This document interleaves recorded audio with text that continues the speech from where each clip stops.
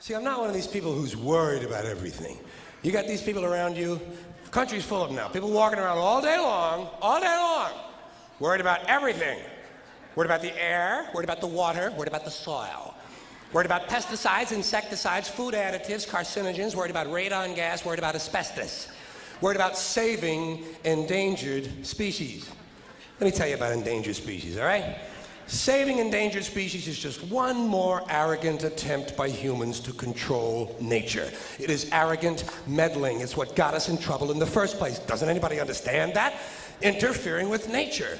Over 90%, way over 90% of all the species that have ever lived on this planet, are gone. Whoosh. They're extinct. We didn't kill them all.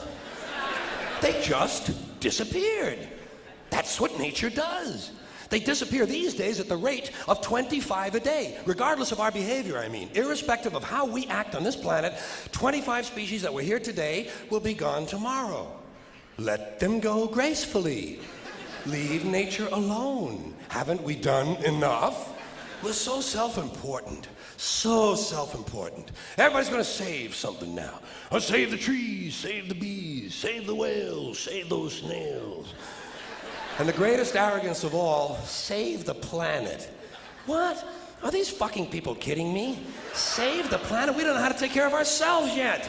We haven't learned how to help one another. We're gonna save the fucking planet? I am getting tired of that shit. I'm tired of fucking Earth Day. I'm tired of these fucking self-righteous environmentalists. I'm tired of these white, liberal, bourgeois, liberal, white people who think the only thing wrong with this planet is there aren't enough bicycle paths. Trying to make the world safe and clean for their Volvos. And I'm really sick of these rock stars and movie stars gonna work off their cocaine guilt by saving a forest somewhere. Besides, there's nothing, first of all, the environmentalists don't give a shit about the planet. They don't care about the planet. Not in the abstract, they don't. You know what they're interested in? A clean place to live. Their own habitat. They're worried that someday in the future they might be personally inconvenienced. Narrow, unenlightened self-interest doesn't impress me. Besides, there's nothing wrong with the planet. The planet is fine. The people are fucked. The people are fucked. Compared to the people, the planet is doing great. The planet has been here for 4.5 billion years, all right? 4.5 billion. We've been here, what, 100,000? Maybe. 200,000? Maybe. And we've only been engaged in heavy industry for a little over 200 years. 200 years versus 4.5 billion. And we have the conceit to think that somehow we're a threat, that somehow we're going to put in jeopardy this beautiful little blue-green ball that's just floating around the sun.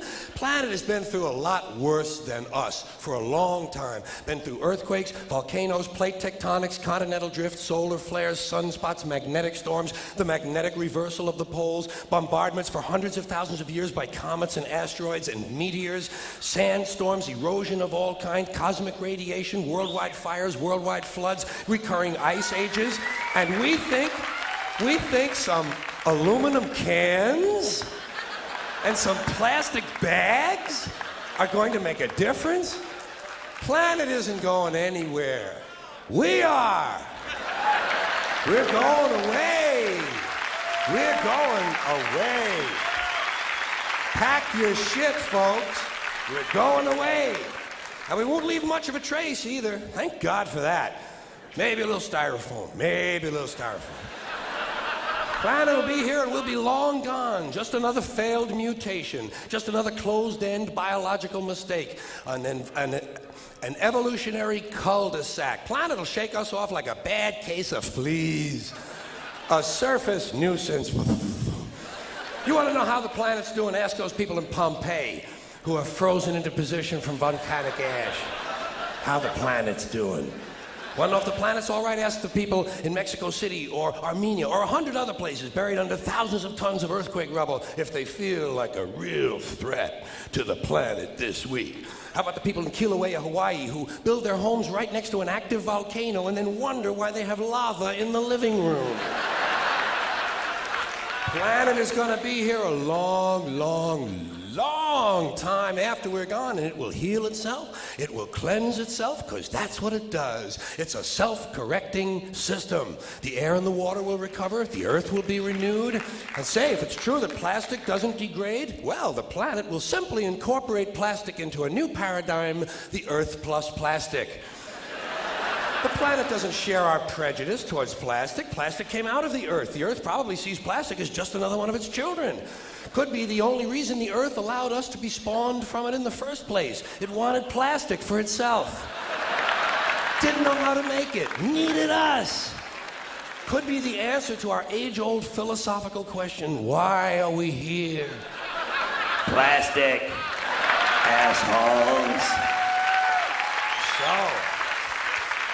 So, the plastic is here, our job is done, we can be phased out now, and I think that's really started already, don't you? I mean, to be fair, the planet probably sees us as a mild threat, something to be dealt with, and I'm sure the planet will defend itself in the manner of a large organism, like a beehive or an ant colony can muster a defense. I'm sure the planet will think of something. What would you do if you were the planet trying to defend against this pesky, troublesome species? Let's see, what might, viruses. Viruses might be good. They seem vulnerable to viruses.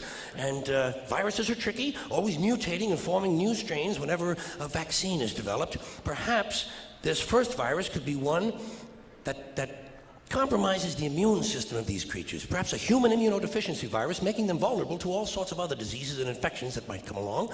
And maybe it could be spread sexually, making them a little reluctant to engage in the act of reproduction. Well, that's a poetic note. And it's a start.